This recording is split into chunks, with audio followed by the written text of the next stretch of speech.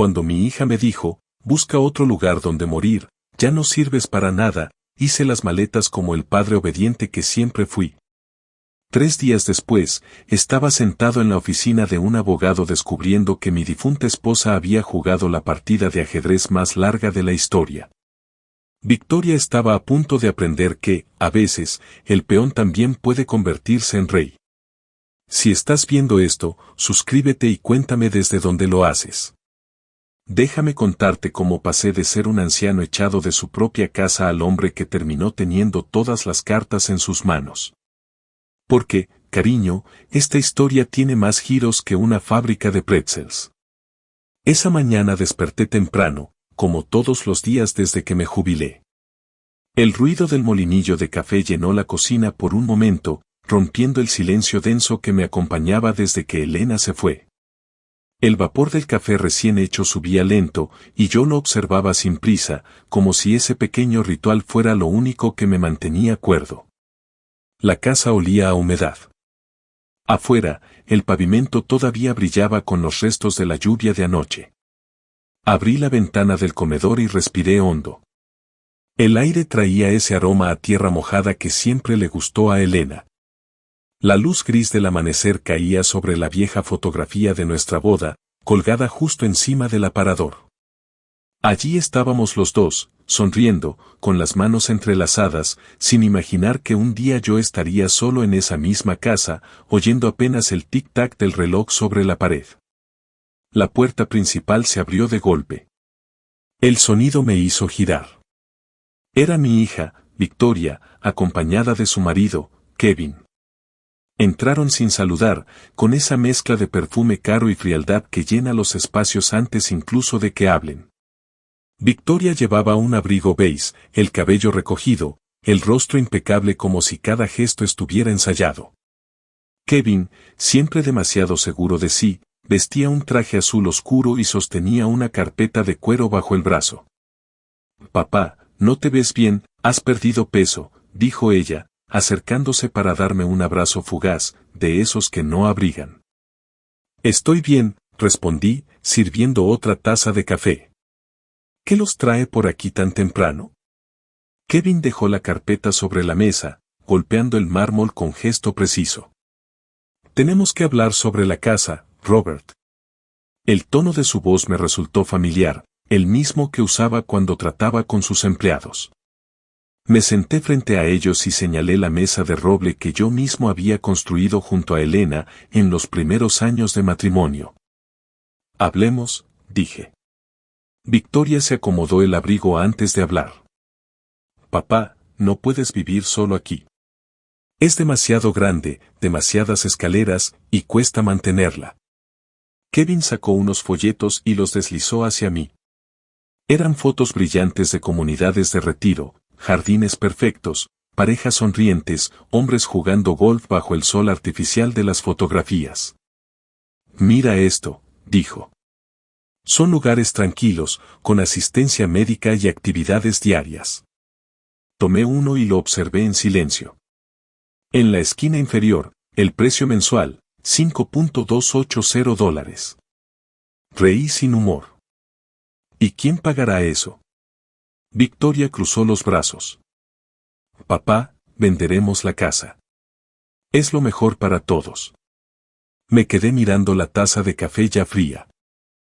¿Para todos?, pregunté. Kevin intervino enseguida. «Tu esposa te dejó bien protegido. No tendrás que preocuparte por nada». Levanté la vista lentamente. «¿Y cómo lo saben ustedes?». Victoria bajó la mirada apenas. «Papá, leí el testamento. Mamá me dejó a cargo de todo. Lo hizo para protegerte». Sentí un nudo en el estómago. «¿Leíste el testamento sin mí?». «Estabas muy mal, papá. Harrison me llamó, y yo asistí por ti». Kevin abrió la carpeta y sacó unos documentos. «Aquí está la copia firmada. Todo está en regla». Tomé las hojas. Mi nombre no figuraba en la sección principal de herencia. Todo parecía perfectamente legal, perfectamente calculado. Victoria comenzó a caminar por la sala, mirando las paredes, las cortinas, los muebles. Kevin y yo pensamos pintar de blanco, cambiar el piso, esto se ve tan viejo. Yo la observé sin decir una palabra. Ella se detuvo frente a la fotografía de mi boda con Elena, la tomó por el borde y murmuró, esto también puede irse. Muy deprimente. Kevin asintió. Mañana podría venir la gente de mudanza. Cuanto antes, mejor. Mi garganta se secó. ¿Dónde viviré yo? Victoria respondió con una calma que helaba. Hay un lugar en Maple Street. Es tranquilo, limpio y económico. Miré hacia la escalera, hacia el punto donde Elena solía pararse cada mañana, con su bata azul y una taza de té en la mano. ¿Me estás echando de mi propia casa? Pregunté. Ella me sostuvo la mirada apenas un segundo, antes de encogerse de hombros. Papá, busca otro lugar donde morir. Ya no sirves para nada. Sentí que algo dentro de mí se quebraba en silencio. Kevin intervino enseguida, fingiendo diplomacia. No lo tomes así. Solo queremos que estés cómodo. No respondí. Subí las escaleras despacio, cada peldaño resonando como un eco hueco del pasado. En el dormitorio aún estaba el aroma de Elena. Su abrigo colgaba en el armario, su perfume se mezclaba con el polvo. Sobre el tocador, el retrato de ella junto a la ventana. Abrí el viejo baúl de madera y saqué 2 maletas. Guardé unas camisas, un par de zapatos, un sobre con cartas antiguas y aquella foto nuestra del viaje a Savannah. Todo cabía con facilidad. La vida de un hombre cabe en 2 maletas cuando lo han vaciado de todo lo demás. Cuando bajé, Victoria ya revisaba su teléfono. Kevin, tenemos reunión a las 4, dijo sin mirarme. Kevin tomó mis maletas y las llevó al auto. Afuera, la luz del mediodía era gris, como si el cielo también quisiera mantenerse neutral. Victoria se acercó, sacó de su bolso un billete doblado. Aquí tienes $200. Te ayudará por unos días. No dije nada. Solo la miré. Sus ojos eran los de su madre, pero fríos, sin alma. El trayecto fue corto y silencioso. Nadie encendió la radio. Las llantas del BMW cortaban el pavimento mojado con un ruido monótono. Al llegar al Sunset Inn, Kevin estacionó frente a una fachada descuidada con un letrero de neón parpadeante. Victoria no bajó del auto. Solo bajó la ventanilla. No hagas drama, papá. Te llamaré cuando todo esté en orden. Kevin colocó las maletas en la acera. Cuídate, Robert, dijo, sin atreverse a mirarme. El coche se alejó bajo la llovizna. Me quedé de pie, con las manos frías y las llantas del BMW desapareciendo en la esquina. Entré al motel. La habitación número 12 olía a detergente y soledad. Las paredes amarillentas, el colchón hundido, la lámpara cojeando sobre la mesita. Dejé las maletas junto a la cama y me senté. El reloj de pared marcaba las 11 y cada tic-tac parecía burlarse de mi silencio. Tomé la fotografía de Elena del bolsillo de mi abrigo. La miré largo rato. Ella sonreía con esa dulzura tranquila que siempre me hacía creer que todo podía arreglarse. Afuera, la lluvia se volvió más fuerte. Los autos pasaban dejando charcos que brillaban bajo los faroles. Me serví lo último del café que había traído en un termo, ahora frío, sin sabor. Puse la foto sobre la mesa, junto a las llaves manchadas de grasa del motel, y abrí la maleta. Comencé a doblar mis pocas cosas, despacio, con la precisión de alguien que ha perdido demasiado para permitirse desorden. En ese momento entendí que mi vida, tal como la conocía, había terminado. Pero también supe algo más, que ningún papel, ninguna firma, ninguna traición podría borrar la verdad de quién soy. Y mientras el ruido de la lluvia golpeaba el vidrio, juré en silencio que algún día volvería a esa casa. No por venganza, sino por justicia. Porque un hombre puede perderlo todo, excepto su dignidad. El sonido de unos golpes suaves en la puerta me despertó. «Housekeeping», gritó una voz femenina desde el pasillo. Tardé unos segundos en reaccionar. La habitación estaba en penumbra, apenas iluminada por la débil luz que se colaba por la rendija de la cortina. «Un momento», respondí con voz ronca. Me incorporé despacio. La espalda me dolía por haber dormido en aquel colchón hundido. Las paredes del Sunsetting estaban manchadas de humedad, la pintura descascarada mostraba tonos amarillos y verdosos, y en una esquina el papel tapiz se despegaba, dejando ver el cemento agrietado. En la televisión vieja, del tipo que todavía tiene una carcasa gruesa, una mosca caminaba por la pantalla apagada. Caminé hasta la puerta, abrí apenas una rendija. «No necesito limpieza hoy», dije al verla con su carrito lleno de toallas. La mujer asintió y se fue sin decir palabra.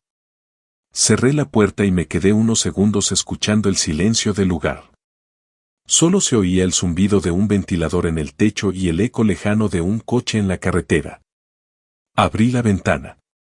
El vidrio tembló con un leve chirrido.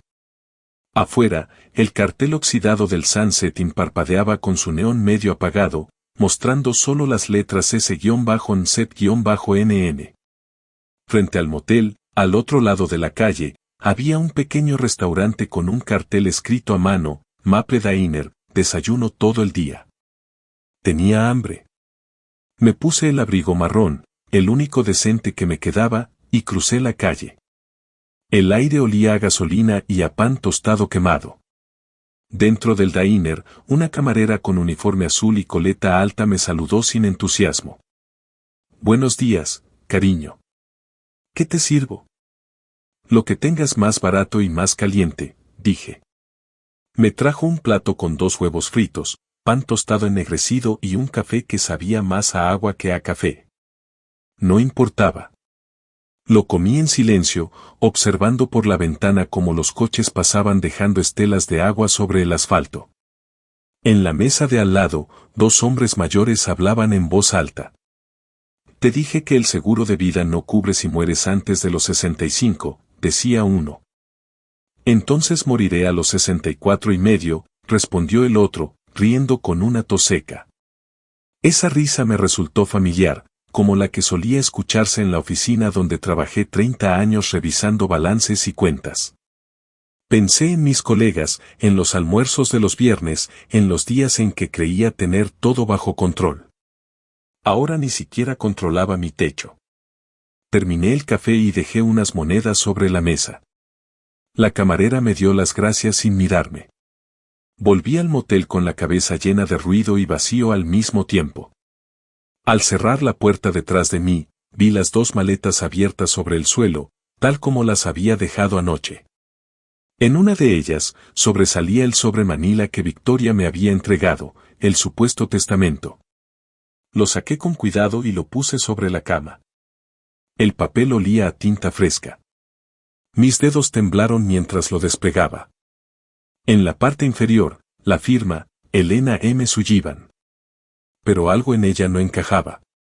La letra era más inclinada hacia la izquierda, y la E tenía un trazo cerrado que mi esposa nunca usó. Elena escribía con calma, con una precisión elegante, casi matemática. Yo conocía su caligrafía mejor que la mía. Había visto esas letras en las tarjetas de cumpleaños, en las listas de compras, en las notas que dejaba sobre el refrigerador: «Te dejo la cena en el horno, amor». Aquella firma era una mentira. El aire en la habitación se volvió más pesado. Sentí el zumbido del ventilador como un ruido lejano y molesto. Me senté frente a la pequeña mesa, saqué mi viejo portátil, uno de esos que tardan siglos en encenderse, y lo conecté al wifi gratuito del motel. La señal era débil, pero suficiente. Escribí en el buscador, Harrison Fitzgerald Lab Office. El nombre me llevó de vuelta a muchos años atrás, cuando Harrison y yo aún jugábamos al golf los domingos. Era un hombre recto, fiel amigo de Elena y mi abogado de confianza. El sitio web apareció con una fotografía antigua de la fachada del despacho, ladrillos rojos, una placa de bronce con su nombre. Debajo, un número de teléfono. Dudé unos segundos antes de marcar. Oficina del señor Fitzgerald, ¿en qué puedo ayudarle? Contestó una voz joven. Soy Robert Sullivan, dije, el esposo de Elena Sullivan. Necesito hablar con el señor Harrison. Hubo un breve silencio. Luego la chica respondió con tono inseguro, un momento, sí, claro, señor Sullivan. El señor Fitzgerald preguntó por usted hace unas semanas. ¿Por mí? Sí. Su hija nos dijo que usted estaba de viaje y que ella se encargaría de todo. Sentí un escalofrío. ¿De viaje? Repetí. Así es, señor. Dijo que necesitaba descanso. Apreté el teléfono con fuerza. Dígale a su jefe que estaré ahí hoy mismo. Colgué antes de escuchar la respuesta. Tomé los documentos, los guardé en el bolsillo interior del abrigo y salí. Afuera, el cielo estaba cubierto y comenzaba a lloviznar otra vez. El olor a humedad me siguió hasta la parada del autobús. El chofer, un hombre de barba gris y ojos amables, me miró por el espejo retrovisor cuando subí. Primera vez en la ciudad, señor. Después de mucho tiempo, contesté. El autobús se puso en marcha. Las gotas golpeaban los cristales y el reflejo del exterior me devolvió una imagen que casi no reconocí, un hombre viejo, con el rostro arrugado y los ojos cansados. Aferrado a una carpeta como si en ella estuviera toda su vida. Durante el trayecto, pasamos por calles que me eran familiares. El viejo parque donde llevé a Victoria a andar en bicicleta, el café donde Elena solía leer los domingos. Todo estaba igual, y sin embargo, todo era distinto.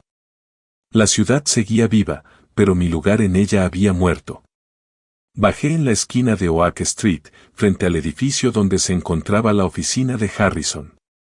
La fachada seguía igual que en mi memoria, ladrillos oscuros, escalones de piedra y una puerta de madera con una campana que sonaba al entrar. Al cruzar el umbral, una joven secretaria levantó la vista. ¿El señor Sullivan? El señor Fitzgerald lo está esperando. No lo había llamado, pero él ya sabía que vendría. Así era Harrison. Empujé la puerta de su despacho. El olor a papel viejo y café recién hecho me golpeó. Harrison estaba detrás de su escritorio, rodeado de montones de carpetas.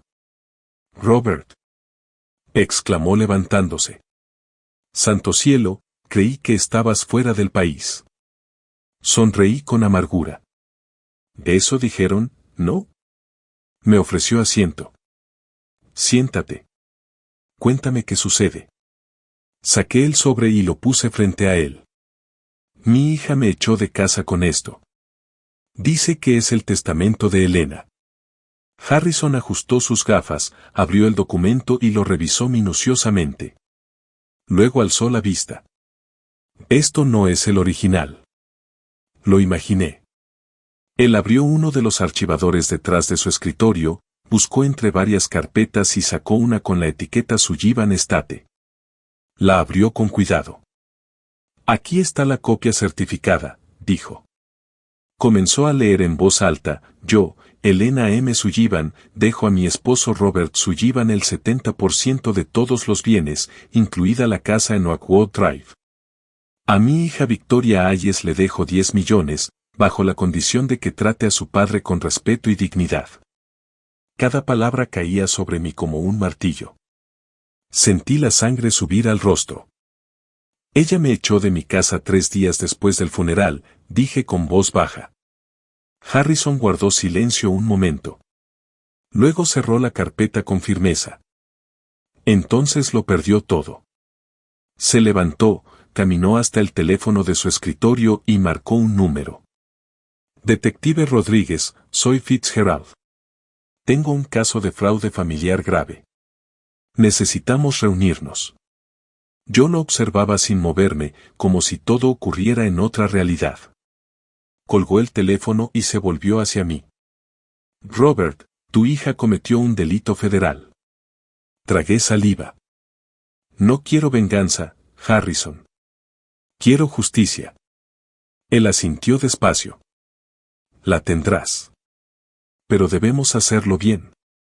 Paso a paso. Pasó unos minutos haciendo fotocopias y me entregó un juego de documentos. Guarda esto. Es tu prueba. Mañana empezaremos los trámites. Me puse de pie. Nos dimos la mano. Su mirada fue cálida, pero grave. Lo siento, amigo, dijo. Elena confiaba en que Victoria sería tu apoyo. Yo también, respondí. Salí del edificio. La lluvia había cesado. El pavimento mojado reflejaba la luz gris del cielo. Caminé sin rumbo, con el portafolio bajo el brazo. En el escaparate de una cafetería, vi a un hombre empujando el cochecito de su hijo. Se detuvo un instante para ajustarle la manta y le besó la frente. Me quedé observando esa escena, sintiendo una punzada en el pecho. Pensé en Victoria de niña, corriendo por el jardín con los rizos dorados al viento, gritando, «Papá, mírame». ¿En qué momento se había roto todo? Miré el reloj antiguo que llevaba desde mis años de trabajo. Las manecillas marcaban las 3 de la tarde. Justo entonces, las campanas de una iglesia cercana comenzaron a sonar. Su eco resonó por toda la calle mojada, profundo, solemne, como si el mundo me estuviera dando una señal. Apreté los documentos contra el pecho y respiré hondo. Era el sonido del principio de algo. El fin de la humillación. El comienzo de mi justicia. Regresé al sunsetting cuando el cielo ya se había teñido de un gris violeta. Las luces de los autos reflejaban en los charcos y el aire olía a gasolina y lluvia vieja. Llevaba la carpeta de Harrison apretada contra el pecho, como si temiera que alguien me la arrebatara. Cada hoja allí dentro era una prueba, una grieta abierta en la mentira que mi hija había construido sobre mi vida. Nancy, la dueña del motel, estaba detrás del mostrador, limpiando vasos con una toalla húmeda. Era una mujer de unos 60 años, cabello blanco recogido en un moño y mirada curiosa pero amable. ¿Todo bien, señor Sullivan?, preguntó mientras apagaba el televisor. Asentí con una leve sonrisa. Creo que sí, Nancy. Por primera vez en semanas. Ella pareció querer decir algo más, pero se contuvo. Me dio la llave número 12 y siguió con lo suyo. Crucé el pasillo alfombrado, que olía a desinfectante barato, y entré a mi habitación. Encendí la lámpara. La luz amarilla apenas alcanzaba a iluminar la mesa y la cama. Saqué los documentos y los extendí sobre la colcha, el testamento original, la copia falsificada, las certificaciones notariales, la lista de cuentas bancarias, los movimientos de inversión. Todo perfectamente ordenado por Harrison. Entre las páginas había una hoja que no recordaba haber visto antes. En la esquina superior decía, Last updated, 6 months before death. 6 meses antes de morir, Elena había modificado el testamento. 6 meses antes de que su enfermedad empeorara. 6 meses antes de que Victoria comenzara a visitarla con frecuencia para ayudarla con el papeleo. El pensamiento me heló la sangre. Me senté al borde de la cama y miré la firma de Elena bajo la fecha. Era su letra, sí, pero había una nota añadida en tinta azul, Harrison, asegúrate de que Robert no quede desprotegido. Tomé mi teléfono, fotografié cada documento y los envié a Harrison por correo electrónico. Pasaron apenas 3 minutos antes de que respondiera, mañana a las 9. Reunión con el detective Rodríguez. Trae todo. Dejé el teléfono sobre la mesa y me eché en la cama sin quitarme los zapatos. Puse la alarma, pero el sueño no llegó. Cada vez que cerraba los ojos, veía el rostro de Victoria en la cocina, aquella sonrisa inocente que solía tener cuando era niña y que ahora se había convertido en una mueca fría, calculadora. Me pregunté en qué momento la perdí. Al amanecer, el cielo era un velo pálido. Me lavé la cara con el agua fría del lavabo, me afeité sin mirar demasiado el espejo y salí a tomar el autobús. El precinto 14, la sede de la Policía Central, Era un edificio gris con grandes ventanales y una bandera ondeando a media asta. Harrison me esperaba en el vestíbulo con una taza de café en la mano. A su lado, una mujer de aspecto firme, de unos 40 y tantos años, cabello oscuro recogido en un moño apretado, chaqueta de cuero negro. Señor Sullivan, dijo al verme, soy la detective María Rodríguez. Su caso es serio, fraude, falsificación de documentos y abuso a persona mayor. Apreté su mano. Tenía un apretón firme, de los que imponen respeto. No busco venganza, detective, le dije. Solo quiero que se haga justicia. Rodríguez asintió y me indicó que la siguiera a una sala pequeña. Dentro, Harrison encendió su laptop y abrió una carpeta digital. Detective, esto es lo que tenemos, dijo. Copias certificadas, el original del testamento y, sobre todo, un video de la cámara de seguridad exterior de la casa. Yo lo miré sorprendido. ¿Video? Sí, respondió. La compañía de seguridad aún tenía acceso remoto. Pedí las grabaciones de ese día. En la pantalla apareció mi Porsche. Victoria de pie frente a mí, el rostro tenso, los brazos cruzados. Luego, su voz, papá, busca otro lugar donde morir. Ya no sirves para nada. El sonido retumbó en la sala. La detective frunció el ceño. Perfecto. Esto basta para solicitar una orden judicial. Tomó notas rápidas en su libreta. Y respecto a los bienes, quiero una lista completa de las cuentas, propiedades y acciones a nombre de la difunta y de la hija. Harrison abrió otro archivo. Aquí está todo. Los bancos principales son Merrill Bank, Northside Investments y una cuenta compartida en Evergreen Trust. Rodríguez leyó la pantalla y firmó unos papeles. A partir de hoy quedan congeladas todas las cuentas asociadas. Nadie podrá retirar ni $1. El sonido del bolígrafo sobre el papel me pareció casi simbólico. Con esa firma, Victoria había perdido todo lo que robó. Cuando salimos del edificio, el sol comenzaba a filtrarse entre las nubes.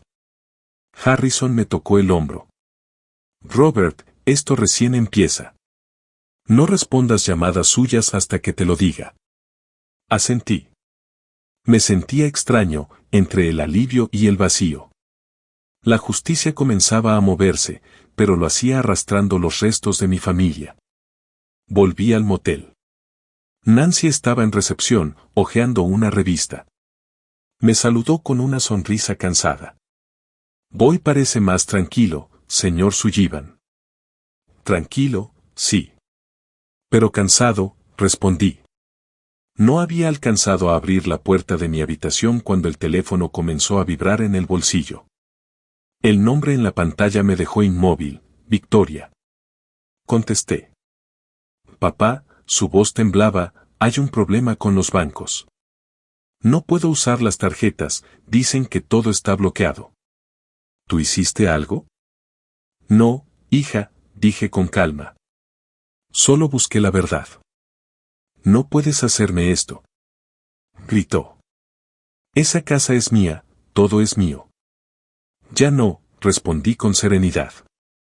Nunca lo fue. Hubo silencio al otro lado.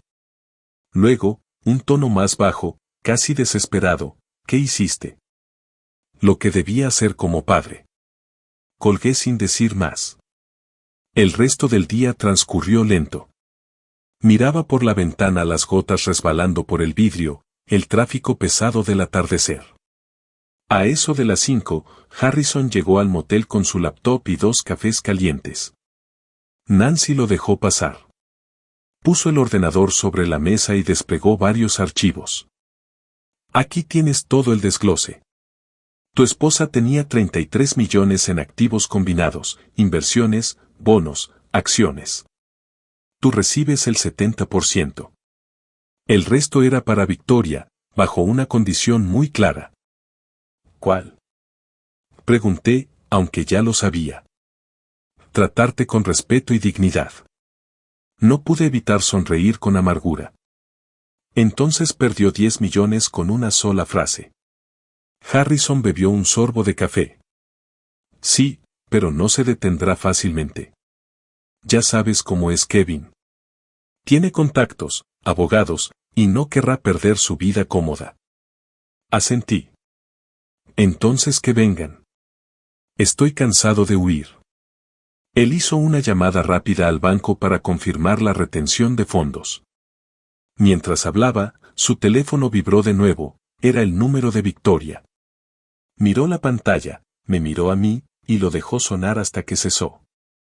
Va a insistir, dijo. Déjala insistir, contesté. Pasamos una hora revisando documentos. Harrison anotaba nombres, fechas, movimientos bancarios. Yo apenas hablaba, solo observaba cómo la pantalla mostraba cifras que representaban la vida entera de Elena, cada ahorro, cada inversión que hicimos juntos. Cuando terminó, cerró la laptop. Voy a preparar una presentación para el juez. Mañana te llamaré con la hora exacta. Lo acompañé hasta la puerta. Antes de irse, me dio una palmada en el hombro. Tu esposa estaría orgullosa de ti, Robert. No supe qué decir. Solo lo vi alejarse bajo la lluvia fina que comenzaba otra vez. Salí un rato a caminar. Las calles cercanas al motel eran tranquilas, una tienda de abarrotes, un puesto de periódicos, un parque con columpios viejos. Vi a una pareja de ancianos eligiendo leche en el supermercado y a un padre joven enseñando a su hijo a cortar un pastel dentro de una panadería. Me quedé mirando esa escena, sintiendo una punzada de nostalgia tan fuerte que tuve que apartar la vista. Volví al motel cuando el cielo se oscurecía. Nancy me detuvo en recepción y extendió un sobre marrón. Una carta para usted, señor Sullivan. La dejaron hace media hora. ¿Quién? Pregunté. Un hombre joven, trajeado. No dijo su nombre. Solo esto. Tomé el sobre. No tenía remitente. Lo abrí mientras subía las escaleras. Dentro, una sola hoja con letras torcidas y una firma que conocía demasiado bien. Papá, no sabes con quién te estás metiendo. Kevin. Me detuve frente a la puerta de mi habitación, el corazón latiendo con fuerza. Leí la nota una vez más y luego la doblé con cuidado. No había miedo, solo una extraña serenidad. Kevin acababa de mostrar su verdadero rostro. Entré en la habitación, cerré con doble cerrojo y puse la carta junto a los documentos sobre la mesa. Afuera, el viento soplaba con fuerza y la lluvia golpeaba el techo como un tambor. Me serví un poco de agua del grifo, me senté y miré los papeles extendidos frente a mí. Por primera vez en mucho tiempo, sentí que tenía las piezas correctas en mis manos. El juego había cambiado de manos. Y esta vez, el tablero era mío. Era lunes por la mañana y el aire olía a humedad y determinación. Dormí apenas unas horas, pero me levanté con una claridad mental que no sentía desde hacía años. El café humeante en el vaso desechable que compré en la esquina no tenía sabor, pero me mantuvo firme mientras caminaba hacia el edificio de ladrillos donde estaba el despacho de Harrison Fitzgerald. Al entrar, escuché voces desde la sala de reuniones. Reconocí la de Harrison, la firme de la detective Rodríguez, y una tercera que no había oído antes, grave y autoritaria. Cuando crucé la puerta, los tres se volvieron hacia mí. Señor Sullivan, dijo Rodríguez, le presento al fiscal del condado, señor McAllister. Él supervisará el caso a partir de ahora. El hombre se levantó. Era alto, de cabello gris, traje negro impecable y una mirada tan directa que parecía diseccionar cada palabra antes de decirla. Me dio la mano con fuerza. He leído su declaración preliminar, señor Sullivan.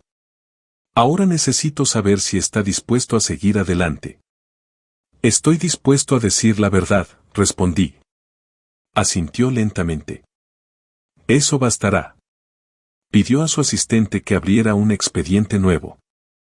La secretaria empezó a mecanografiar con rapidez mientras McAllister dictaba los cargos: fraude, falsificación de documento público, apropiación indebida de patrimonio y abuso financiero y emocional contra persona mayor. Sentí una mezcla de alivio y tristeza mientras firmaba las hojas. Ver mi nombre sobre esos documentos era como aceptar que mi hija, la niña que un día me pidió que le atara los cordones, ahora era un caso penal. Mientras terminábamos las firmas, el teléfono de Harrison comenzó a vibrar sobre la mesa.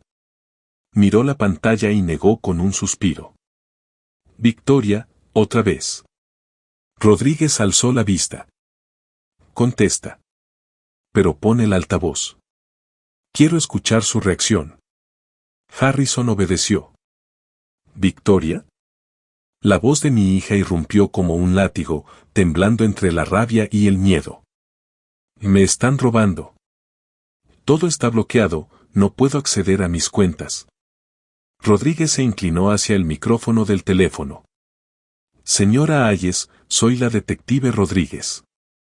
Le informo que está bajo investigación por fraude y falsificación de documentos. Le recomiendo que no hable más sin su abogado presente.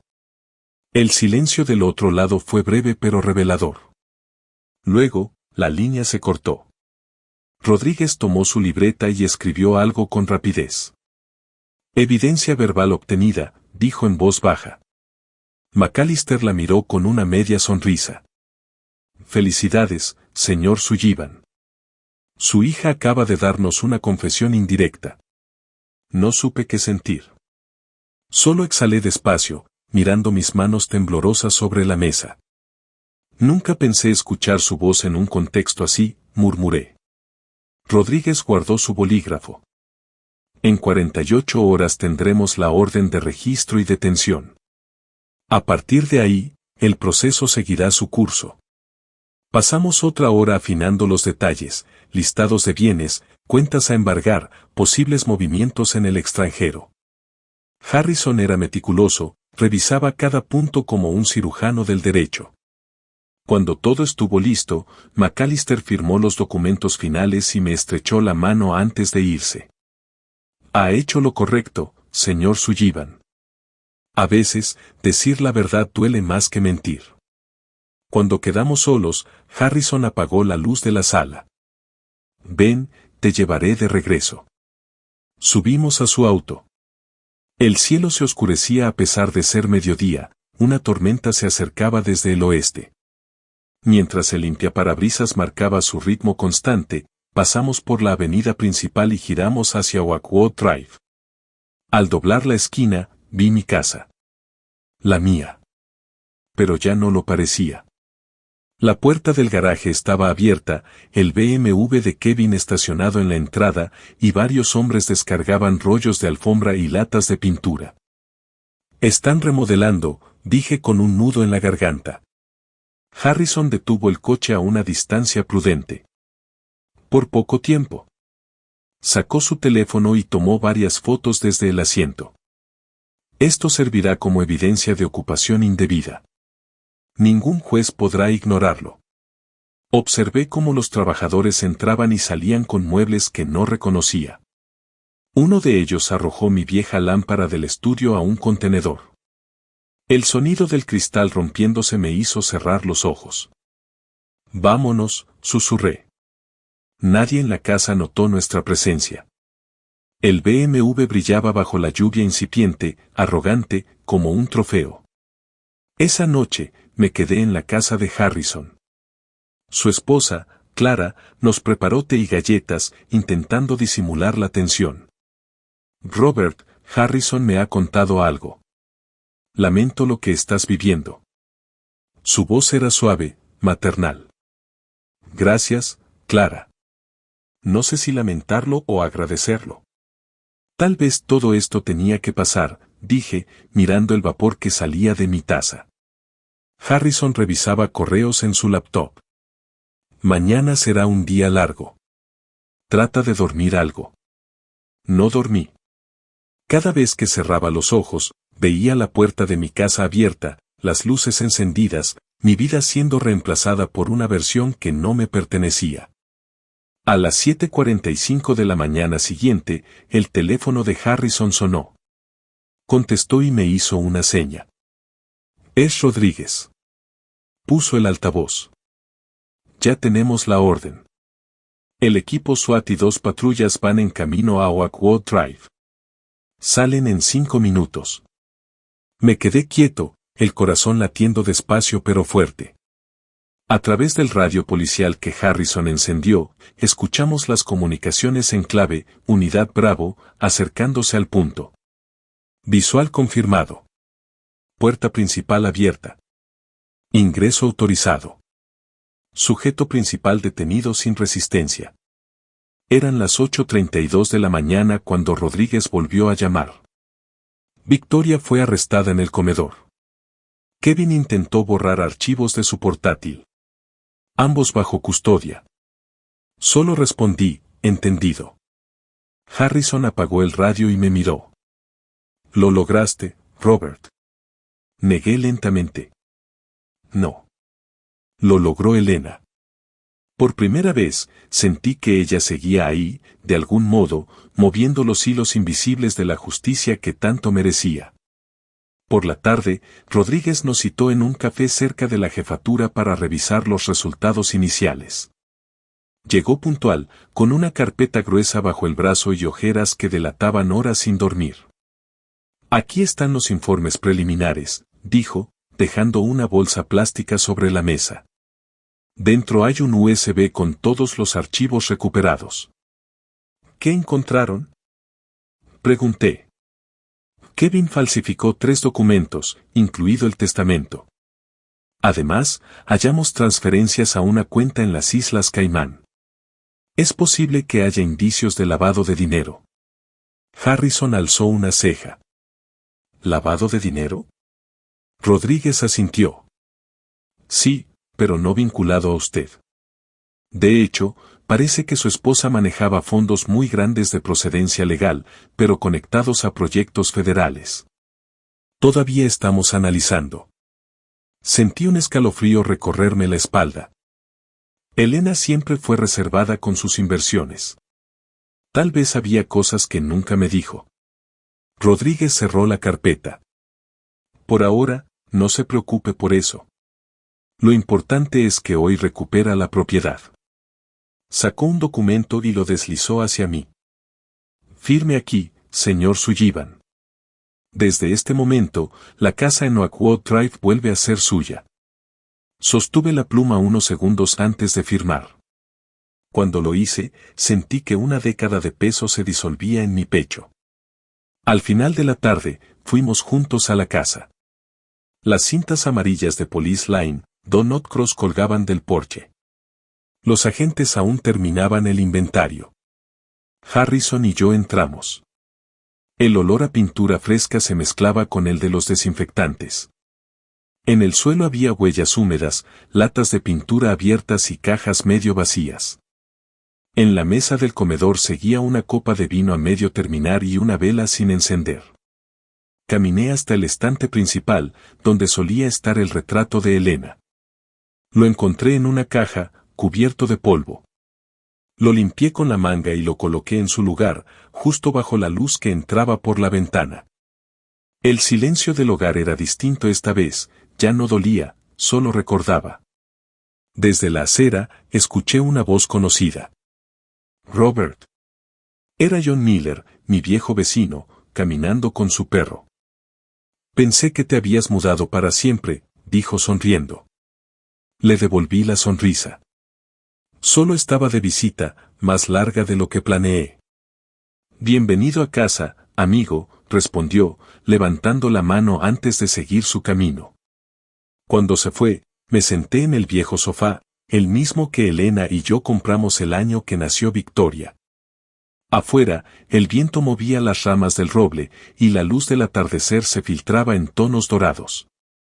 El teléfono vibró sobre la mesa. Un número desconocido. Abrí el mensaje, papá, por favor. No llames a la prensa. Victoria. Me quedé mirándolo largo rato. Luego, puse el teléfono boca abajo y lo dejé sobre la mesa. No sentí odio. Solo un cansancio profundo, mezclado con una paz extraña. La justicia, esa palabra que tanto repetí en silencio, por fin había tomado forma. El sol se escondía detrás de los tejados. Me levanté, apagué las luces y miré por última vez la sala bañada por el brillo dorado del crepúsculo. La justicia acaba de empezar, susurré. Y, por primera vez en mucho tiempo, supe que lo decía de verdad. El amanecer del martes llegó envuelto en un silencio extraño, ese tipo de silencio que precede a los días importantes. La lluvia de la noche anterior había dejado el aire limpio y el aroma del café recién hecho llenaba mi cocina. Me senté un momento junto a la ventana, mirando cómo las gotas resbalaban por el cristal, cuando el teléfono comenzó a sonar. Era la detective Rodríguez. Su voz sonaba más formal que de costumbre. Señor Sullivan, hoy se formalizan los cargos contra su hija y el señor Hayes. Puede venir si desea presenciar el proceso. Por un momento pensé en negarme. Una parte de mí quería evitarlo, no ver a Victoria con esposas, no enfrentar ese reflejo doloroso de todo lo que habíamos perdido. Pero otra parte, la que ya no podía retroceder, me dijo que debía estar allí. Iré, respondí simplemente. Tomé las llaves del viejo Chevy que aún guardaba en el garaje. El auto olía a humedad y a recuerdos, en el asiento trasero aún estaba el abrigo que Elena dobló antes de su último viaje al hospital. Lo acaricié un segundo antes de encender el motor. Conduje despacio por las calles mojadas. En la radio, el locutor hablaba de tráfico y de un importante arresto de inversionistas en el centro. No necesitaba escuchar nombres.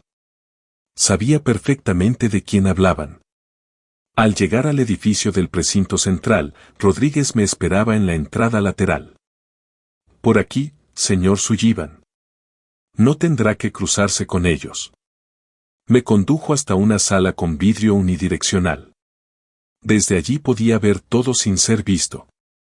Al otro lado del cristal, Victoria estaba sentada con los brazos cruzados, el cabello enredado y los ojos hinchados por el llanto. A su lado, Kevin, impecable aún dentro de su traje, trataba de mantener su pose de hombre intocable, pero la tensión le hacía tambalear la pierna derecha sin cesar. Escuché fragmentos de la conversación que salían por el altavoz. ¿Niegan los cargos?, preguntó la voz del fiscal McAllister. Sí, por ahora, respondió Kevin con un tono hueco. McAllister, con su voz grave, colocó un fajo de documentos sobre la mesa. Esto es una copia de la grabación, los movimientos bancarios y las firmas falsificadas.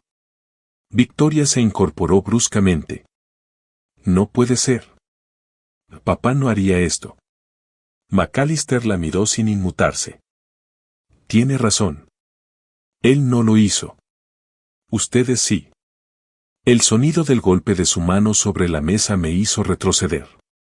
No pude mirar más. Me aparté del vidrio y salí al pasillo. Allí estaba Rodríguez, observando todo desde un monitor portátil. Los cargos ya fueron presentados, dijo. Fraude, falsificación, abuso financiero y obstrucción. Asentí sin decir palabra. ¿Y ahora?, pregunté al cabo de un instante. La juez decidirá la fianza esta tarde, respondió ella mientras guardaba los documentos. Necesitaba aire. Caminé hasta una cafetería frente a la estación. El lugar estaba casi vacío. Pedí un americano sin azúcar y me senté junto a la ventana. Afuera, los coches de policía se alineaban bajo la lluvia. Un hombre mayor, sentado en la mesa contigua, hojeaba el periódico. Me miró y sonrió. ¿Qué tal el café aquí, amigo? Mejor de lo que esperaba, respondí. Eso es raro hoy en día, dijo riendo, antes de volver a su lectura. Me quedé mirando las gotas que caían, cada una como un segundo de esos meses que había pasado en el olvido. Por primera vez, no sentí rabia, solo una calma fría, una certeza de que todo seguía un curso que ya no dependía de mí. A eso del mediodía, Harrison llegó al café con una carpeta y 2 sándwiches envueltos en papel aluminio. «Comamos algo. La audiencia será a las 3», dijo, sentándose frente a mí. Extendió los papeles sobre la mesa. Eran los informes de los bienes embargados, 4 cuentas bancarias, 2 vehículos de lujo, un velero y varios relojes de colección. «Tu hija firmó documentos falsos para transferir activos a nombre de Kevin», explicó. «Eso los hunde». Abrí el envoltorio del sándwich y mordí un pedazo, pero no sentí sabor alguno. A las 3:45, fuimos al tribunal del condado. El edificio hervía de periodistas, cámaras y murmullos. Cuando cruzamos el vestíbulo, los flashes comenzaron a estallar como relámpagos. «¿Es usted el señor Sullivan, víctima del fraude?», gritó una reportera. Harrison la interceptó con su habitual tono seco. «Sin comentarios, señora». Entramos en la sala pequeña donde se celebraría la audiencia preliminar. La jueza Romero, una mujer de rostro severo y voz clara, presidía desde el estrado. A su derecha, McAllister revisaba papeles, al fondo, los oficiales custodiaban a Victoria y Kevin. El murmullo cesó cuando la jueza habló: «Se presentan los cargos formales contra Victoria Hayes y Kevin Hayes por fraude, falsificación y abuso financiero». Leí la expresión de mi hija, incredulidad, miedo y una sombra de rencor que me atravesó el alma. «¿Tienen representación legal?», preguntó la jueza. «Sí, su señoría», respondió un abogado joven, con las manos temblorosas. «Nos declaramos no culpables». La jueza asintió y leyó el veredicto preliminar. Fianza de $50,000 para la señora Hayes. $200,000 para el señor Hayes. El murmullo del público llenó la sala. Un periodista susurró algo a su compañero, y el sonido de las cámaras volvió a retumbar. Victoria se giró. Su mirada me encontró entre la multitud. Era una mirada que reconocí de inmediato, la misma que tenía cuando era niña y me pedía ayuda tras romper algo. Una súplica muda. «Papá, por favor. No los dejes hacer esto», gritó, intentando avanzar. Los oficiales la sujetaron por los brazos. El sonido de las esposas resonó como un eco metálico. No aparté la vista. No podía hacerlo. Había elegido la verdad, y la verdad no se negocia con lágrimas. Cuando la puerta se cerró tras ellos, todo quedó en silencio. Rodríguez apareció a mi lado y me estrechó la mano. «Hicimos justicia, señor Sullivan». «Apenas comenzamos», respondí. Salimos del edificio evitando a los periodistas. El aire de la tarde olía a lluvia y a cemento. El cielo gris se abría poco a poco, dejando filtrar una luz tibia. Harrison me llevó de vuelta a casa. Al entrar, el silencio era tan grande que podía oír el tic-tac del reloj de pared. El olor a pintura nueva todavía flotaba, mezclado con el del polvo y la madera. En la mesa de la cocina encontré un sobre arrugado. Decía Victoria Hayes, contrato de renovación. Dentro, los planos de remodelación del salón y una nota manuscrita, derribar pared norte para ampliar comedor. No pude evitar sonreír. Arrugué la hoja y la dejé caer suavemente en el cubo de basura. El sonido de los pasos en la acera me hizo mirar hacia la ventana. Era John Miller, mi vecino, con una caja en las manos. «Heard the news, Robert». «Good for you, man», dijo con su voz ronca. «Pasa, John», le respondí. Se sentó en la mesa y sacó un pastel de manzana. Mi esposa lo horneó. Dijo que algo dulce ayuda en los días amargos. Serví té caliente mientras él contaba su propia historia. Su hijo mayor casi les quitó la casa por deudas de juego. «A veces los hijos olvidan quién les enseñó a caminar», dijo, mirando su taza. «Sí», respondí, mirando hacia la foto de Elena. «Pero algunos padres también olvidan enseñarles a detenerse». Ion sonrió triste, como quien entiende más de lo que dice. «Te admiro, Robert. No todos tienen el valor de enfrentar a los suyos. Después de que se fue, la casa volvió al silencio. Me quedé de pie frente al retrato de Elena, que colgaba otra vez en su lugar. La luz de la lámpara reflejaba su sonrisa, esa que parecía decirme sin palabras, por fin, Robert. Esa noche dormí profundamente por primera vez en meses. No soñé con juicios ni con traiciones. Solo con el sonido del viento moviendo las ramas del roble frente a la casa. Pero al amanecer, cuando el olor del café llenaba la cocina, el timbre de la puerta me devolvió a la realidad. Abrí.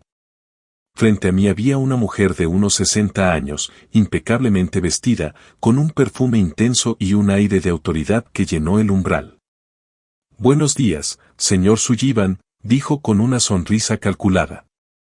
Soy Eleanor Hayes, la madre de Kevin. Creo que debemos hablar. La miré en silencio. Detrás de esa cortesía había algo más, una amenaza disfrazada de elegancia. Y en ese instante supe que la batalla apenas había ganado su primera ronda. Cuando abrí la puerta aquella mañana y vi a Eleanor Hayes, supe que no había venido a ofrecer disculpas. Había algo en su porte, en su sonrisa medida, en el modo en que su perfume caro llenó el umbral de la casa, que olía a advertencia. Buenos días, señor Sullivan, dijo, con esa entonación que usan las personas acostumbradas a ganar. ¿Puedo pasar? Por cortesía, y quizá por curiosidad, le hice un gesto hacia el interior. La guié hasta la sala y le serví café. Se sentó en el sillón de cuero que Elena y yo habíamos comprado hacía más de 20 años, cruzó las piernas con elegancia y comenzó a quitarse lentamente los guantes, observando cada rincón de la habitación como si estuviera valorando su precio. Bonita casa, comentó al fin, con una sonrisa mansa y voz aterciopelada. Gracias, respondí, sirviendo el café sin mirarla. Fue de mi esposa, hasta que su hijo intentó robármela. Eleanor esbozó una risa breve, sin humor. Kevin cometió errores. Mi nuera también. Pero todos merecen una segunda oportunidad, ¿no cree? Me crucé de brazos. Depende del daño que hayan hecho. El daño se puede reparar, replicó con un tono casi maternal. Luego sacó un sobre de su bolso y lo colocó sobre la mesa, empujándolo hacia mí con 2 dedos. $5 millones. Usted retira la denuncia contra Kevin. Victoria asume unas consecuencias menores. Todos seguimos con nuestras vidas. Miré el sobre, pero no lo toqué. ¿Eso es un soborno? Llámelo compensación, si prefiere, dijo encogiéndose de hombros. Evita escándalos, juicios largos, prensa husmeando. Usted no necesita pasar por todo eso. Tiene edad para descansar en paz. La forma en que dijo en paz sonó más a amenaza que a consejo. Negué lentamente. No necesito dinero sucio, señora Hayes. Sus labios se curvaron apenas. Entonces al menos escuche esto. Kevin tiene información que podría ensuciar el nombre de su difunta esposa. Sentí un escalofrío. ¿Qué información? Documentos financieros. Transferencias internacionales. Su esposa estuvo involucrada en operaciones poco claras. Si eso sale a la luz, el FBI podría congelar todos sus bienes. La miré fijo, sin parpadear. ¿Me está amenazando? Yo lo llamaría una advertencia, dijo, manteniendo la sonrisa. Tomó una tarjeta y la deslizó por la mesa. Llámeme antes del viernes, si cambia de opinión. Créame, señor Sullivan, nadie gana cuando la verdad se hace pública. Se levantó despacio, dio una vuelta por la sala y se detuvo frente a la foto de mi boda. Hermosa mujer, susurró, rozando el marco con la yema del dedo. Pero todos tenemos secretos, ¿no? Luego se marchó.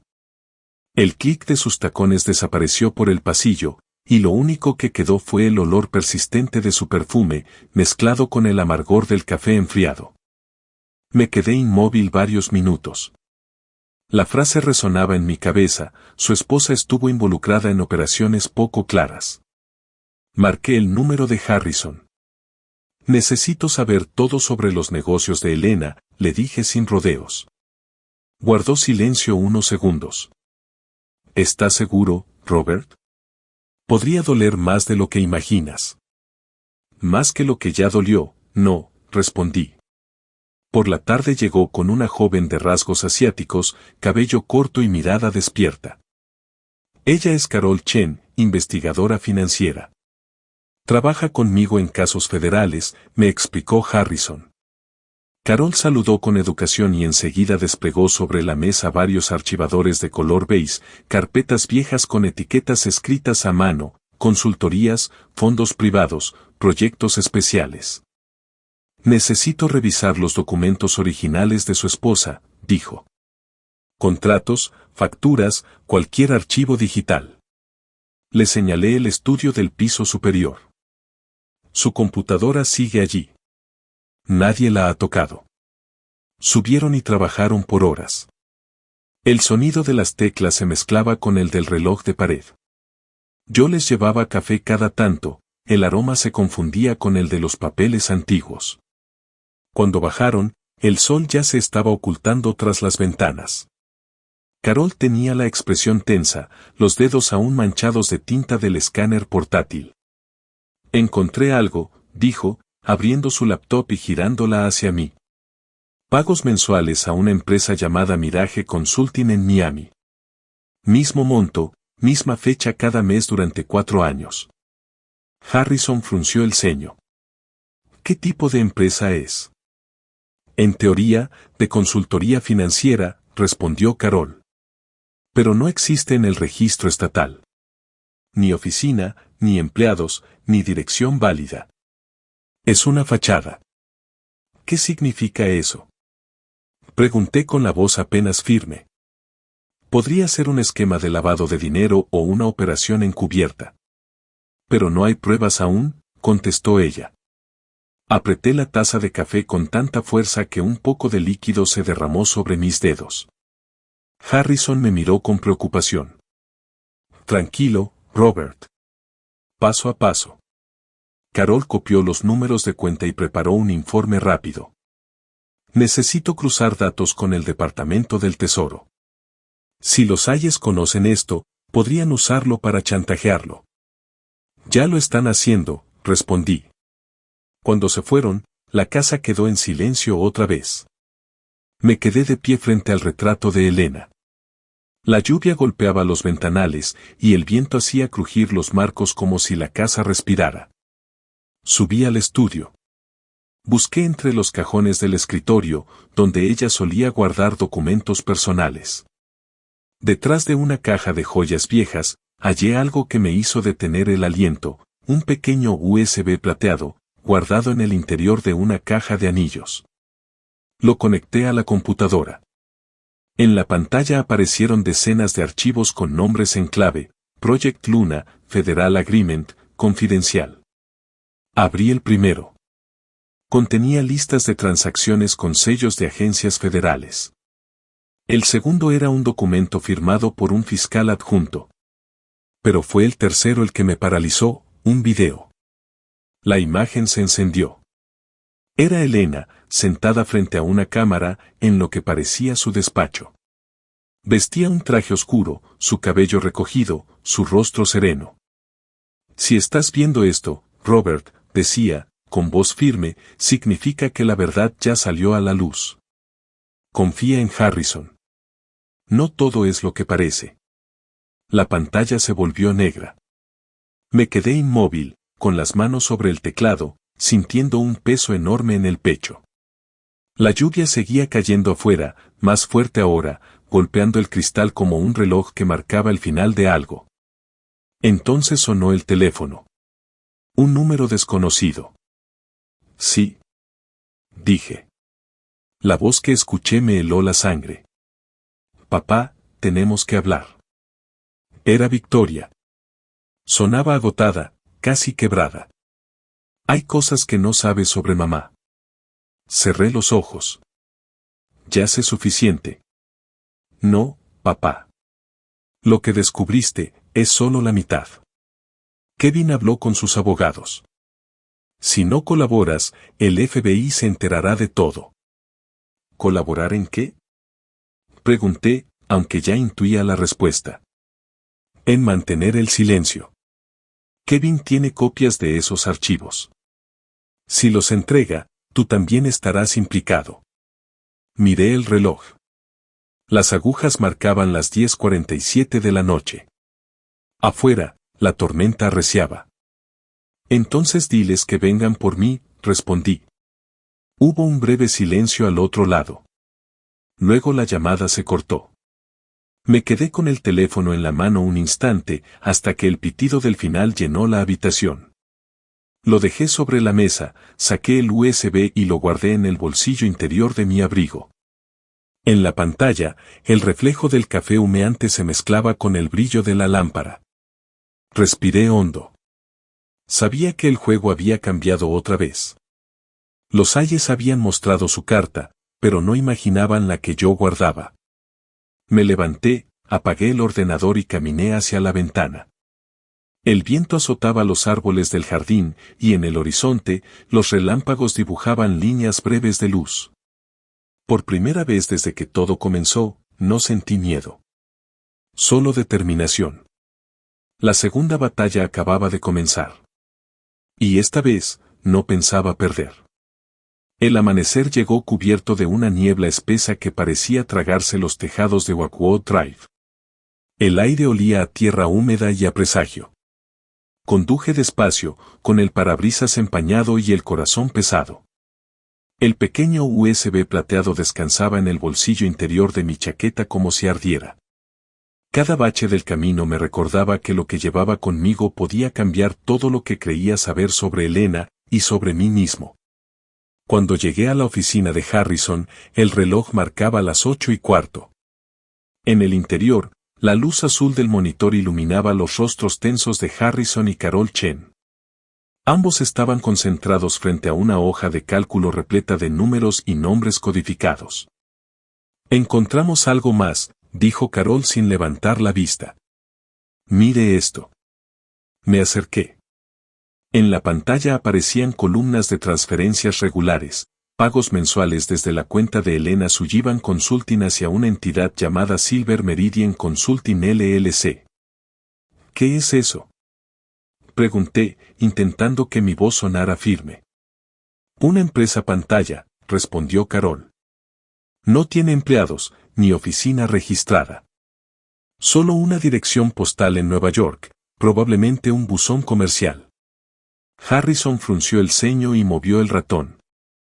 Y las transferencias suman más de $3 millones en 5 años. Sentí como el aire de la sala se volvía más denso. No era miedo, sino desconcierto. Elena había sido meticulosa con cada detalle de su vida, y sin embargo, aquí estaba, su nombre vinculado a algo que olía a conspiración. Carol abrió otra carpeta digital impresa desde el USB. Había documentos con sellos rojos y la palabra Federal Contractor estampada en el encabezado. Harrison se quitó las gafas, frotándose los ojos. Robert, esto no parece un caso de lavado de dinero común. Esto tiene marca federal. ¿Federal? Pregunté. Carol asintió. Sí. Algunas transferencias están etiquetadas con códigos de agencias gubernamentales. Pero los nombres de las instituciones están eliminados. Solo quedan los números de serie. El silencio llenó la habitación. Harrison me sirvió un poco de café y señaló la silla frente a su escritorio. Podría significar que tu esposa trabajaba encubierta, Robert. Me quedé mirando la foto de Elena que él tenía enmarcada junto a los libros. Su sonrisa, que antes me transmitía calma, ahora parecía esconder algo más, una verdad que había decidido llevarse consigo. Entonces sonó el teléfono. Harrison contestó, y su rostro cambió. Es Rodríguez, susurró. La detective habló con voz urgente. Robert, los Ayes están moviéndose. Kevin consiguió un abogado de alto perfil, uno de esos tiburones de Washington. Están presionando para negociar. ¿Negociar qué? Pregunté. Su inmunidad, dijo Rodríguez. A cambio de información sobre los supuestos negocios ilegales de tu esposa. Harrison apretó los puños. Maldita sea, están usando a Elena como moneda. Yo respiré hondo, sintiendo como el enojo me subía por el pecho. No lo permitiré, dije con voz baja pero decidida. Carol se giró desde el ordenador. Antes de reaccionar, déjenme revisar todos los archivos. Puede haber algo que nos proteja. Volvió a conectar el USB y abrió una carpeta oculta llamada Luna/Reports. En ella había decenas de documentos encriptados y un archivo de video con fecha 11 de agosto de hace 2 años. Carol dio clic. La pantalla se iluminó con un tono azulado.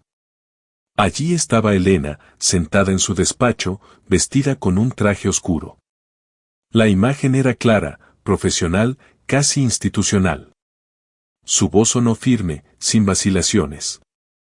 Si alguien encuentra esto, significa que mi trabajo ya terminó. Harrison, confío en ti.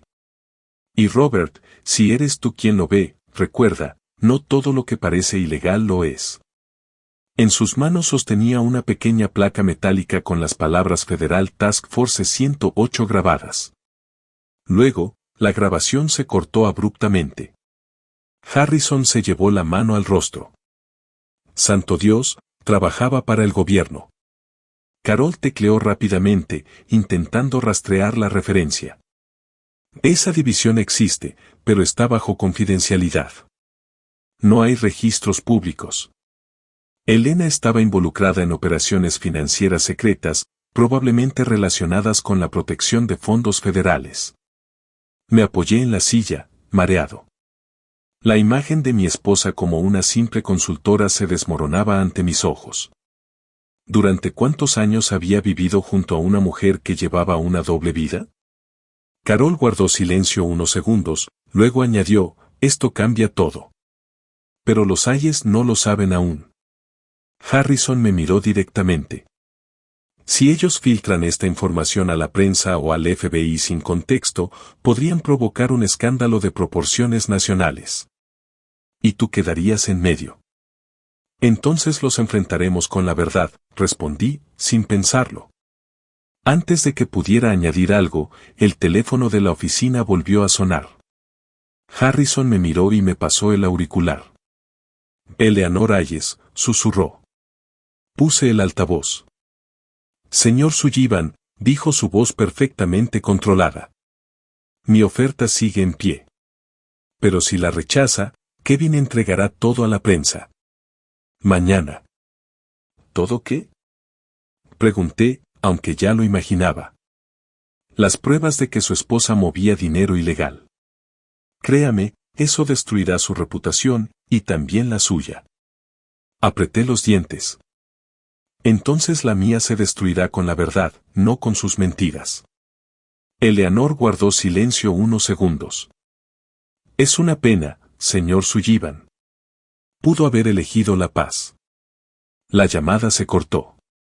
Harrison tomó un bolígrafo y escribió rápido sobre un papel. Tenemos que actuar antes que ellos.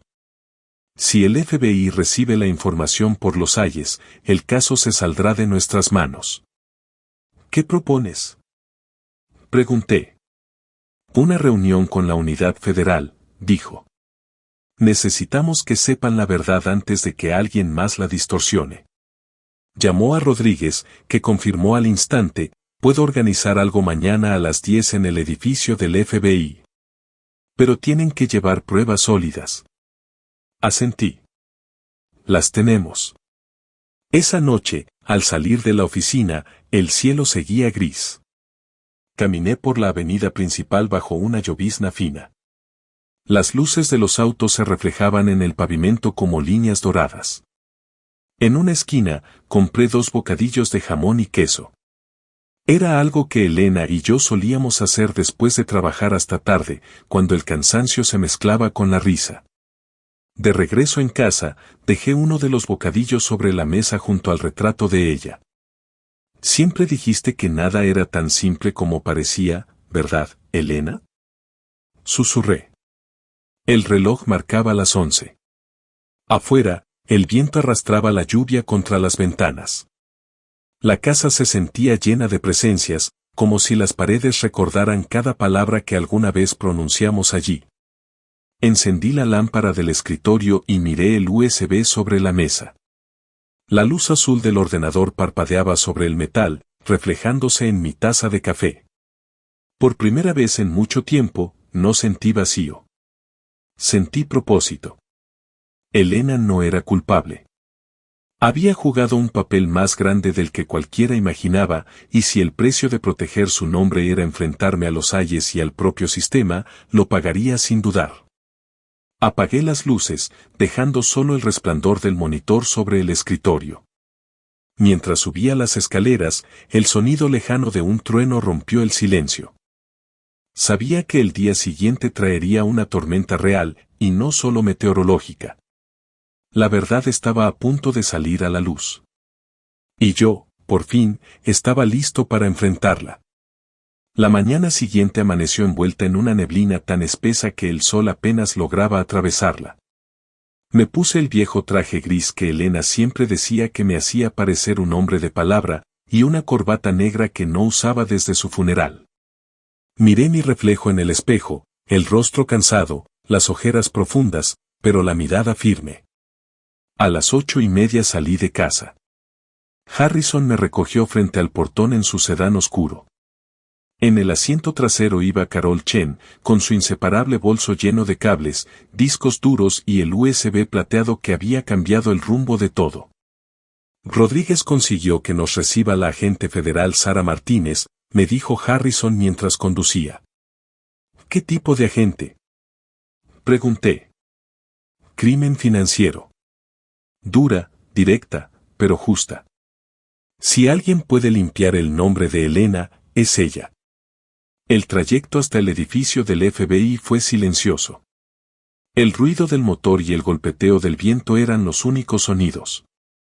Al llegar, pasamos 3 controles de seguridad, identificación, escáner de objetos y revisión corporal. Cuando un técnico me pidió el USB, lo entregué como quien confía su vida.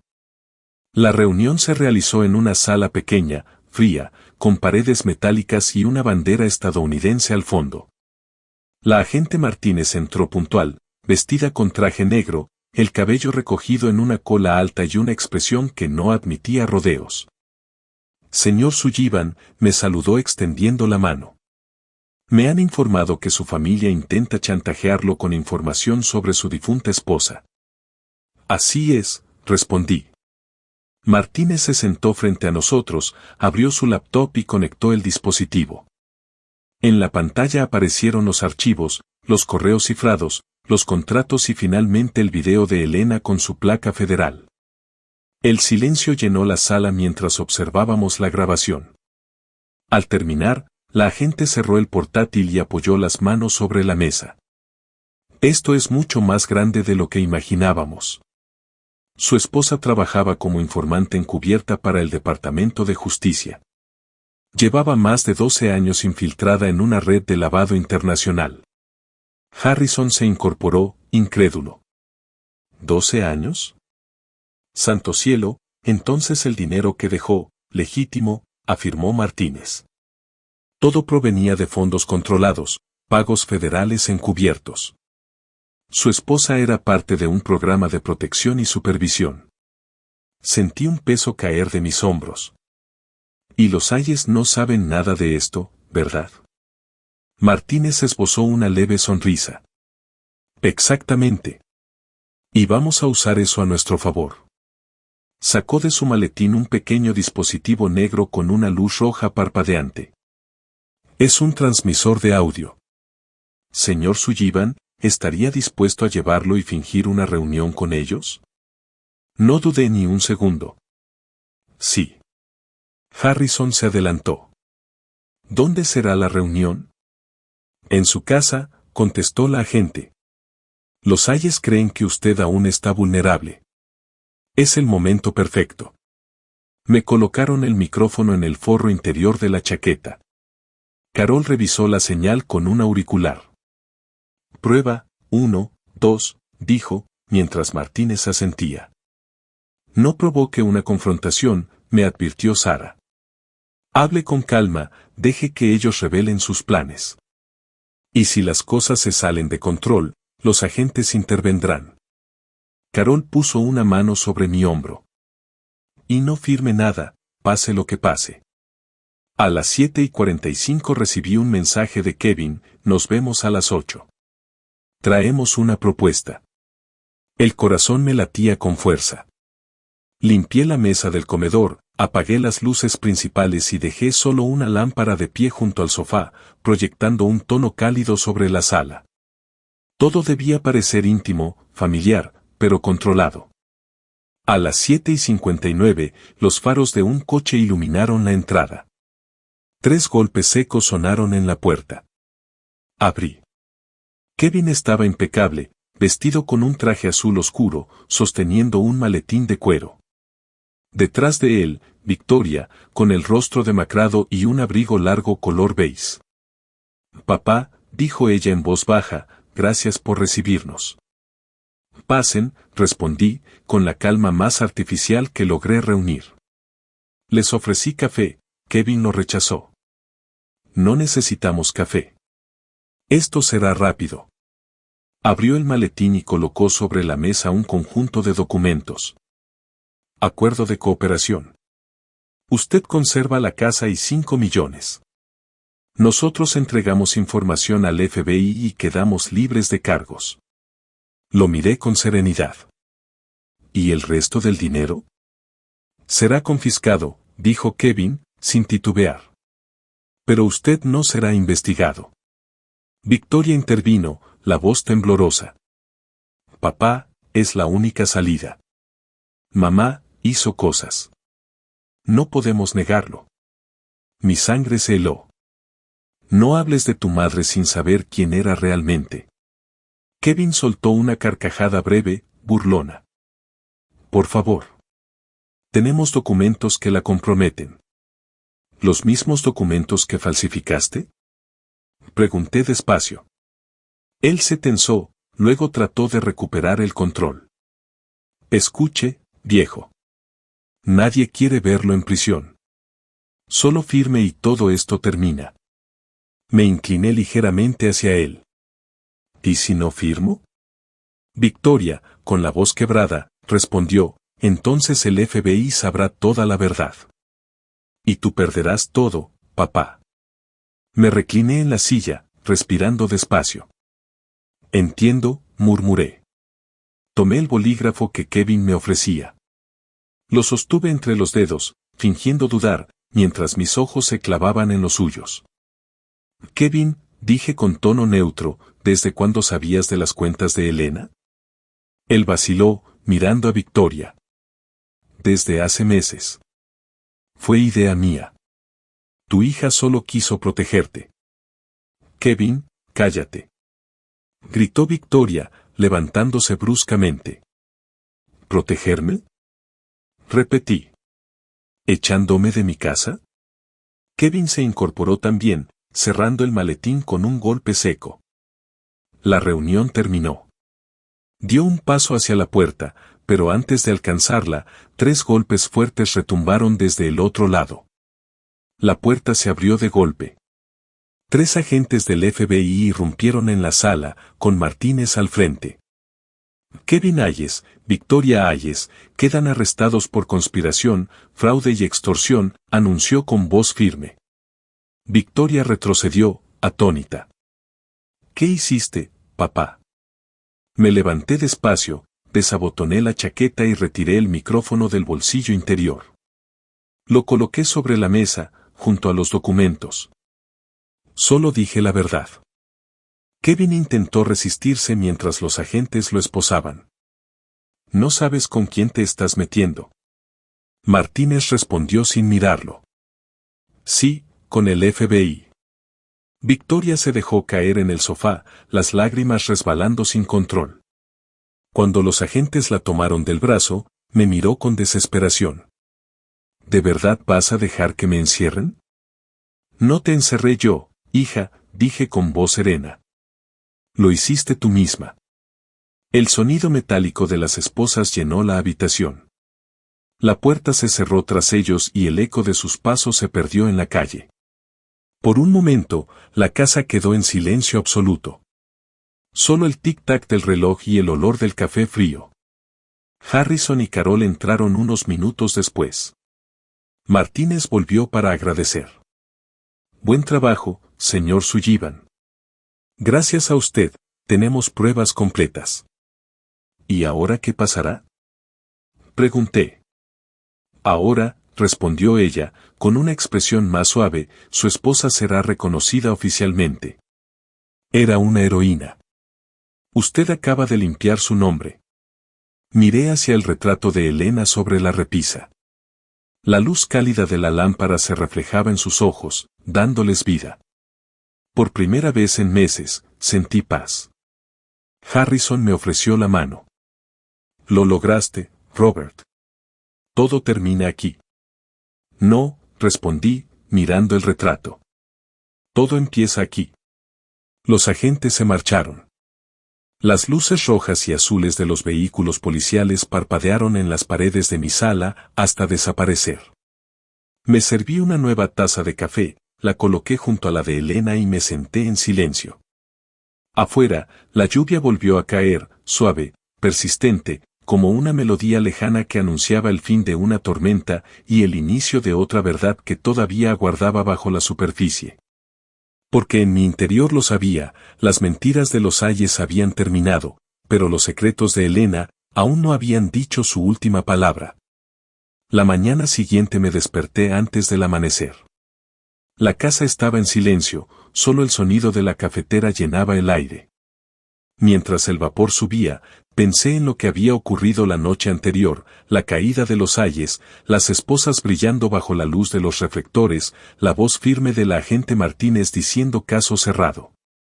Y sin embargo, algo en mí seguía sin poder descansar. No era victoria lo que sentía. Era una calma triste, una especie de vacío que solo deja la verdad cuando finalmente se impone. A las 8:30, el teléfono sonó. Era Sara Martínez. Tenemos información que necesita ver, señor Sullivan, me dijo con tono sereno. Salí de casa con el abrigo oscuro y el mismo maletín donde aún guardaba el USB. El aire era frío, húmedo, y el cielo gris parecía suspendido sobre la ciudad.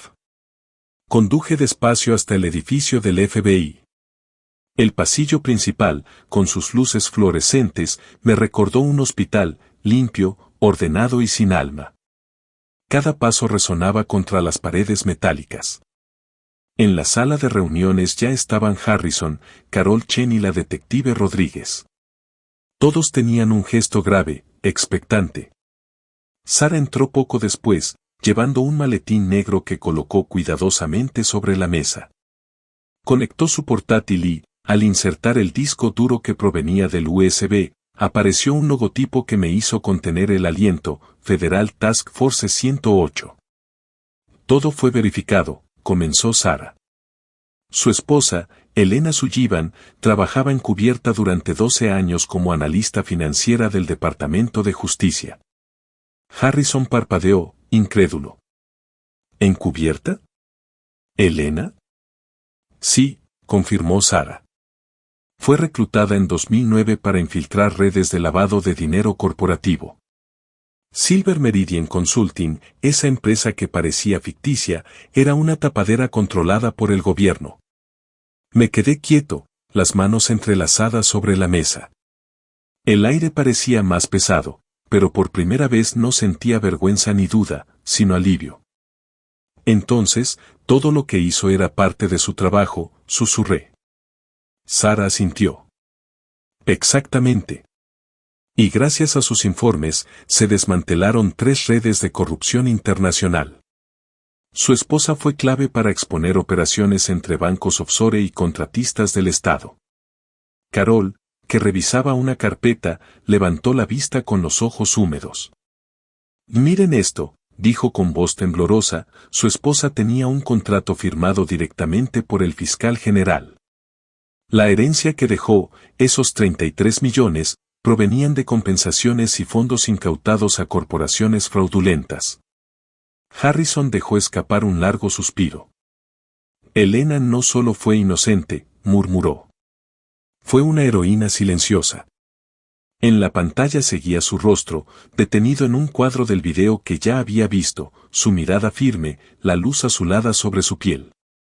Por un instante, sentí que me observaba desde allí, pidiéndome que la entendiera al fin. Todas las dudas, los reproches, las noches de soledad se disolvieron en ese momento. Sara interrumpió el silencio. Los Hayes no sabían nada de esto. Usaron fragmentos de información para chantajearlo, pero ahora eso los hunde más. Me aclaré la garganta. ¿Qué pasará con ellos? Rodríguez respondió, Kevin enfrentará cargos federales por extorsión, falsificación y obstrucción. Victoria por conspiración y fraude. Si no colaboran, podrían recibir hasta 15 años de prisión. Miré la mesa sin enfado, solo con una tristeza quieta. Nunca quise verla así, dije en voz baja. Pero ya no puedo salvarla. Sara se levantó, tomó un sobre del maletín y me lo entregó con cuidado. Dentro está una carta que su esposa dejó para usted. La encontramos entre los archivos clasificados del caso. Mis manos temblaron al abrirlo. Dentro, un papel de tono marfil, con la caligrafía inclinada que conocía de memoria. Leí despacio, Robert, si lees esto, ya sabrás quién era realmente tu esposa. No me guardes silencio, guárdame en tu verdad. Cuida lo que hicimos, porque fue por algo más grande que nosotros. Me quedé mirándola largo rato. Sentí una mezcla de orgullo y melancolía. Guardé la carta en el bolsillo interior de mi abrigo, sobre el corazón. Sara me observó con respeto. El gobierno emitirá un comunicado la próxima semana. Su nombre quedará limpio oficialmente. Gracias, dije apenas. Al salir del edificio, un sol tímido comenzaba a filtrarse entre las nubes. Después de tantos días de lluvia, la luz resultaba casi irreal. Me detuve en la acera y levanté la vista hacia el cielo. Por primera vez en mucho tiempo, no sentí peso sobre los hombros. Harrison salió detrás de mí y me dio una palmada en la espalda. Ella te protegió incluso después de morir, Robert. Y ahora me toca proteger su memoria, respondí. Conduje de regreso a Oakwood Drive. La cinta amarilla de la policía aún colgaba del portón, moviéndose con el viento. La arranqué con cuidado y empujé la puerta. El interior olía a madera vieja y polvo, el eco de los pasos rebotaba en las paredes vacías. Todo estaba como lo habíamos dejado la noche del arresto, las tazas de café sobre la mesa, los papeles esparcidos, la lámpara aún torcida. La luz de la tarde se filtraba por las ventanas, reflejándose en los fragmentos de vidrio del suelo. Me arrodillé para recogerlos, uno por uno, y sentí como cada pedazo que colocaba en la caja parecía cerrar un capítulo. Luego limpié el polvo del marco de Elena y lo puse en el centro de la mesa. En su sonrisa había algo nuevo, o quizás era yo quien por fin lo veía distinto, no la tristeza de la pérdida, sino la paz del deber cumplido. Encendí la televisión. El noticiero de la tarde acababa de comenzar. El FBI confirma que la fallecida Elena Sullivan colaboró durante años en la lucha contra el lavado de dinero corporativo. Su labor permitió al Departamento de Justicia recuperar más de $200 millones en fondos ilícitos. Las palabras resonaron por toda la sala. No lloré. No podía. Solo sonreí, un gesto leve, cargado de orgullo y alivio. Entonces el teléfono sonó. En la pantalla aparecía un número de prisión. Contesté. ¿Papá? Era Victoria. Su voz sonaba débil, contenida. Acabo de ver las noticias. Mamá, no era culpable. No, respondí suavemente. Nunca lo fue. Hubo un silencio largo, lleno de respiraciones entrecortadas. Papá, lo siento, susurró ella. Lo sé. Se escuchó un sollozo, y luego una pregunta apenas audible, ¿me visitarás? Miré el retrato de Elena, sus ojos serenos observándome desde el cristal. Cuando empieces a entender lo que hiciste, contesté. Colgué despacio. El silencio volvió, acompañado del canto de los pájaros que regresaban después de la tormenta. Fui hasta la cocina, preparé una taza de café y la coloqué junto a otra, vacía, frente al retrato. Afuera, el jardín se cubría de hojas doradas, los arces soltaban su otoño sobre la tierra mojada. Me senté en el sillón, sosteniendo la taza caliente entre las manos.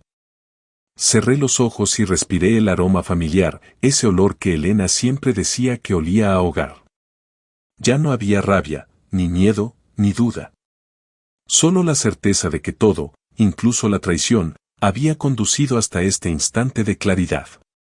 Mientras el sol caía detrás de los tejados, comprendí que el verdadero legado de Elena no era el dinero ni los documentos que había dejado, sino el valor de enfrentar la mentira con dignidad.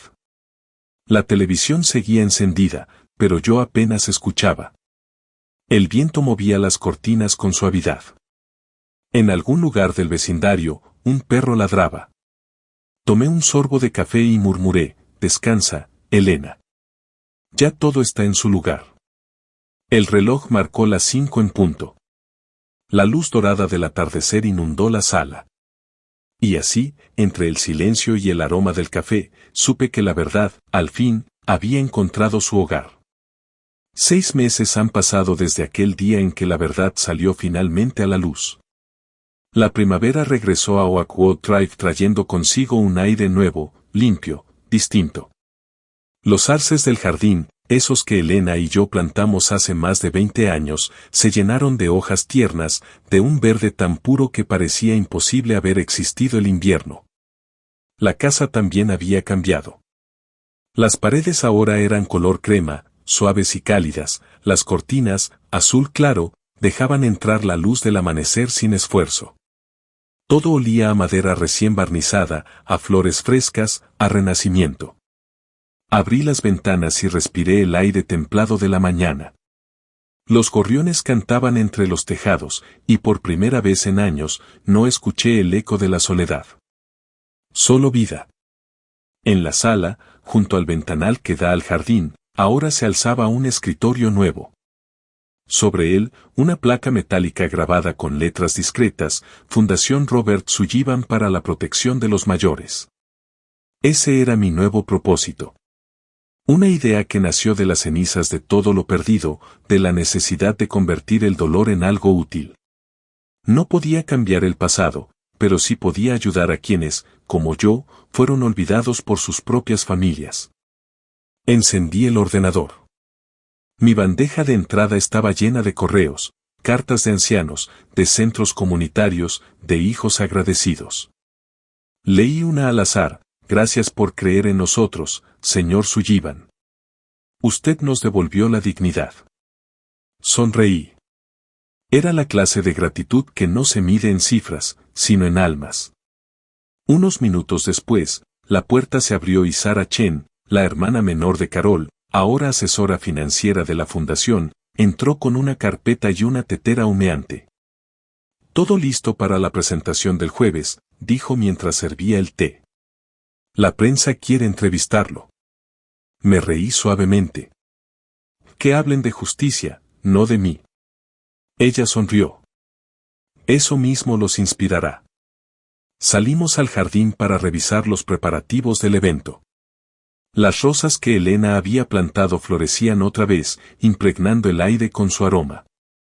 Me detuve frente a ellas, recordé cómo ella solía podarlas cada domingo, canturreando sin prisa. Sara me miró con curiosidad. ¿Ha vuelto a ver a su hija? Asentí lentamente. Una vez. Me pidió perdón. Está cumpliendo su condena ayudando en un centro legal para personas sin recursos. Quizás, al final, aprendió algo. Eso también es un comienzo, respondió ella con una sonrisa suave. Me quedé mirando las flores. Elena estaría feliz. Todo esto era lo que ella quería. No justicia para ella, sino esperanza para los demás. La tarde avanzó entre papeles y llamadas. A eso de las 5, Harrison llegó con su habitual puntualidad británica y una sonrisa contenida. Traía un sobre del FBI. Es oficial, dijo entregándomelo. Reconocimiento póstumo. Abrí el sobre con cuidado. Dentro había una carta firmada por el director del Departamento de Justicia y un emblema plateado con la inscripción In honor of Elena M. Sullivan, Truce Val. Pasé los dedos sobre el metal, frío pero vivo. Sentí como si Elena misma me hubiera tomado la mano. Coloqué el distintivo junto al retrato de ella, en el centro del escritorio, bajo la luz del atardecer. Nunca imaginé que terminaríamos aquí, comentó Harrison. Tú, con una fundación, y ella, convertida en símbolo de integridad. Ella siempre lo fue, respondí. Solo hacía falta que el mundo lo supiera. Harrison se despidió al caer la noche, prometiendo regresar el jueves para el acto. El silencio volvió a llenar la casa, pero ya no pesaba, era un silencio amable, lleno de presencia. Encendí la lámpara del rincón, esa de pantalla amarilla que Elena adoraba. La luz bañó la estancia en tonos dorados. Me senté en el sillón de siempre, saqué un cuaderno y un lápiz, y comencé a dibujar. No había dibujado desde hacía años, pero esa noche mis manos se movían solas. Trazos simples, casi torpes, ella sentada bajo el porche, un libro entre las manos, el cabello suelto cayendo sobre el hombro. El sol filtrándose entre las ramas. La serenidad en su rostro. De fondo, en la radio sonaba una vieja melodía, Autumn Leaves, la canción que Elena ponía cuando limpiaba la casa los domingos. Tarareé despacio, siguiendo la melodía con los labios cerrados, mientras el grafito iba dando forma a la memoria. Cuando terminé, me quedé mirándolo un rato. No era un retrato perfecto, pero tenía algo que ninguna cámara habría capturado, la paz. Coloqué el dibujo en un marco sencillo y lo colgué frente al escritorio. Justo entonces, Sarah Chen regresó para traerme unos documentos. Al ver el cuadro, se detuvo. Tiene su mirada, dijo con voz baja. Y su fuerza, respondí. Ella asintió, sirvió una taza de té y se sentó conmigo. Durante varios minutos no dijimos nada. Solo el sonido de las hojas del jardín, movidas por el viento, llenaba el silencio. Cuando el reloj marcó las 9, me levanté. Apagué las luces, dejando solo encendida la lámpara del escritorio. La luz dorada caía sobre el retrato de Elena y el emblema plateado del FBI. Me acerqué, apoyé la mano en el marco y susurré, descansa, amor. Ahora sí, todo está en paz. El viento de primavera cruzó la habitación, trayendo consigo un aroma familiar, jazmín. Era su perfume, o quizás solo la memoria engañándome una vez más. Sonreí. Apagué la radio. La casa respiró conmigo. Subí las escaleras despacio, con la sensación de haber cerrado por fin un círculo. Ya no era el hombre destruido que vio cómo su hija lo echaba de casa. Era otro. Un hombre nuevo, con propósito. En el umbral del dormitorio, me giré para mirar una última vez el retrato iluminado. La luz del escritorio parecía envolverla en un resplandor suave, casi humano. Y comprendí que Elena nunca se había ido. Estaba en cada decisión que tomaba, en cada anciano al que la fundación ayudaba, en cada amanecer que llegaba después de la tormenta. Cerré la puerta con cuidado. Afuera, los árboles se mecían bajo el viento tibio, y el perfume del jazmín entraba por la ventana abierta. Por primera vez en muchos años, dormí sin miedo, sin culpa, sin preguntas. Porque la justicia se había cumplido. La verdad se había mantenido. Y el amor, ese amor silencioso y fiel, nunca se fue. Fin.